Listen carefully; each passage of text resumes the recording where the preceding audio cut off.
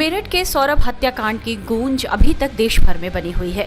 3 मार्च को सौरभ की पत्नी मुस्कान ने अपने बॉयफ्रेंड साहिल के साथ मिलकर अपने पति की चाकू मारकर हत्या कर दी और बाद में उसकी लाश के कई टुकड़े करके उसे एक ब्लू ड्रम में सील कर दिया। हत्या के आरोप में गिरफ्तार होने के बाद मुस्कान और साहिल मेरठ जेल में बंद हैं। इस बीच सौरभ के परिवार वालों ने ये आरोप लगाया है कि मुस्कान और साहिल को जेल में स्पेशल ट्रीटमेंट दिया जा रहा है।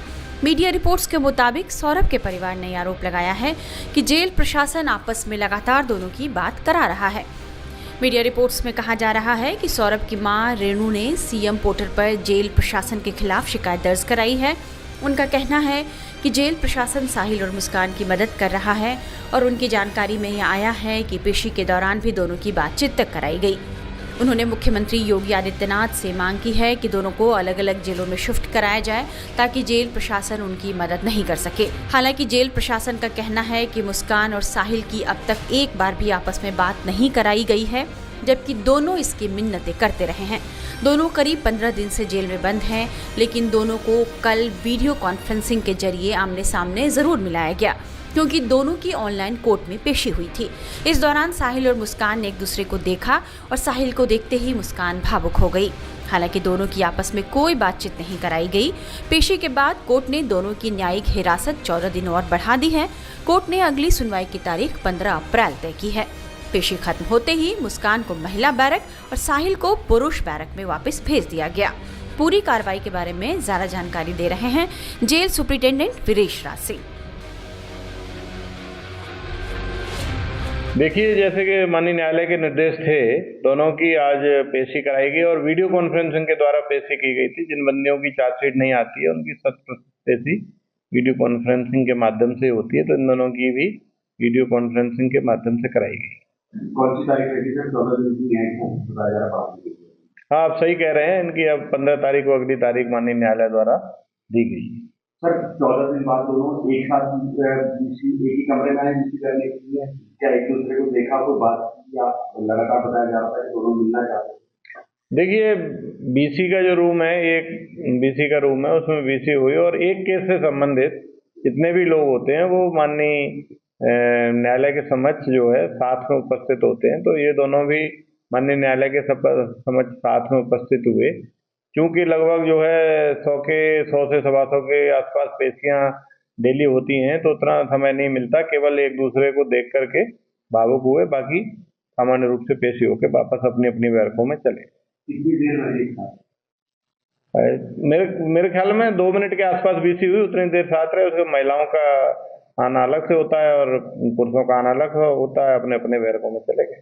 सर, शुरू में बताया जा रहा है दोनों एक साथ रहने चाहते हैं, क्या अब भी इन्होंने सजाए कि दोनों में 14 दिन बाद? नहीं, जब कोई भी नया बंदी जेल में आता है तो उसको प्रक्रिया नहीं पता होती है, उसी के तहत इन लोगों ने इच्छा जारी। उसके बाद जब जेल का जो बंद होने की प्रक्रिया है वो पता चल गई दोनों को कि पुरुष जो है पुरुष बैरकों में ही रह सकते हैं और महिलाएं महिला बैरकों में ही रह सकते, तब से ऐसी कोई बात नहीं आई है। काम करना है दोनों, जो इन दोनों को काम में लौट हुए थे और इस तरीके की करना चाहिए।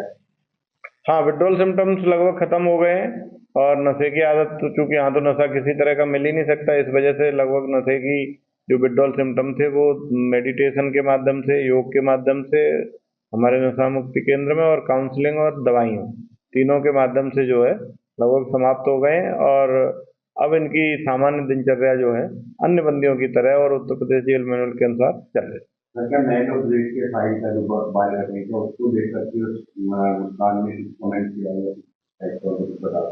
नहीं, कोई बात नहीं हुई उनकी आपस में, खाली एक दूसरे को देखा और भावुक हो गए। उसके बाद अपने अपनी बैरकों में चले गए। माननीय न्यायालय ने उनको अगली तारीख बताई और अगली तारीख उनको जो 15 दी गई उसको पुनः जैसे माननीय न्यायालय कहेगा वीडियो कॉन्फ्रेंसिंग के द्वारा या उपस्थित जैसे माननीय न्यायालय का आदेश होगा उसका आदेश पालन किया जाएगा और पुनः प्रस्तुत किया जाएगा।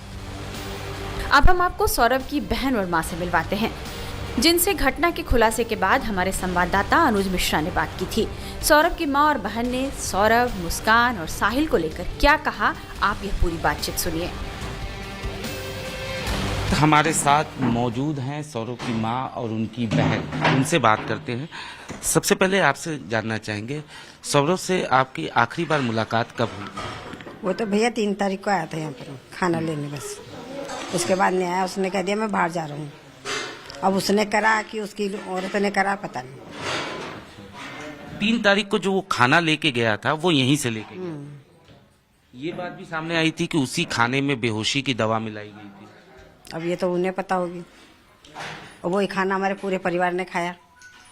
नहीं, वहां पे मिलाया उन लोगों ने। मिलाया होगा, जो कुछ भी मिलाया होगा उसको ही पता होगा। नहीं तो खाना 3 तारीख को ले गया ना, तो 4 तारीख को अच्छा, एक चीज और समझना चाहेंगे, जब लौट के सौरभ यहाँ पर आया था तो आप लोगों से बात हुई होगी निश्चित तौर पर, क्या कुछ बता रहा था परिवार के बारे में? कभी उसको मुस्कान पे शक हुआ कि उसकी किसी से बातचीत होती है, या मुस्कान के बिहेवियर में किसी तरीके का बदलाव उसने देखा है? नहीं, इस बात में नहीं। इस बात का कोई अंदाजा नहीं है हमें। अच्छा, इस मामले में हमने ना मतलब इतना गौर किया, और ना ही हमने मतलब हमें लगता ही नहीं था कि ऐसा कुछ होगा, हमें मतलब था ही नहीं ऐसा कुछ।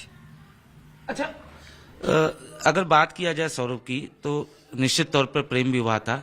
मुस्कान यहाँ पे कभी शादी के बाद आई थी कभी रहने के लिए यहाँ पे? हाँ, 2 साल रह के गई है, 2 साल बकायदा रह के गई है वो। उस दौरान उसका कैसा बिहेवियर था मुस्कान का? उसका तो गंदा ही था, किसी से कुछ करना नहीं, कुछ काम नहीं, कुछ नहीं। चलो वो भी कुछ नहीं, मगर शांति से खाना पीना तो खाओ, लड़ाई तो मत करो। मोहल्ले में प्रदर्शन दिखाना, गाली गलौज करना। जाते समय उसने ये कहा था जब लड़ाई हुई थी कि आपको आपके बच्चे का चेहरा नहीं देखने देंगे। हाँ, यूं ही कह के गई थी वो। क्या कहा था? कहती तो मैं तो ऐसा कर दूंगा कि तुम अपने लड़के का चेहरा ही नहीं देखोगे। जांच के दौरान ये बात सामने आया है कि साहिल को मुस्कान ने बाकायदा ये बताया कि उसकी मरी हुई माँ से हमारी बात होती है, उसने वध करने के लिए कहा। इस टाइप की चीजें, मतलब ब्लैक मैजिक कह सकते हैं, या आप कह सकते हैं अंधविश्वास, इस टाइप की चीजों के बारे में पुलिस से आपकी कोई बात हुई? नहीं। किसकी माँ की मरी?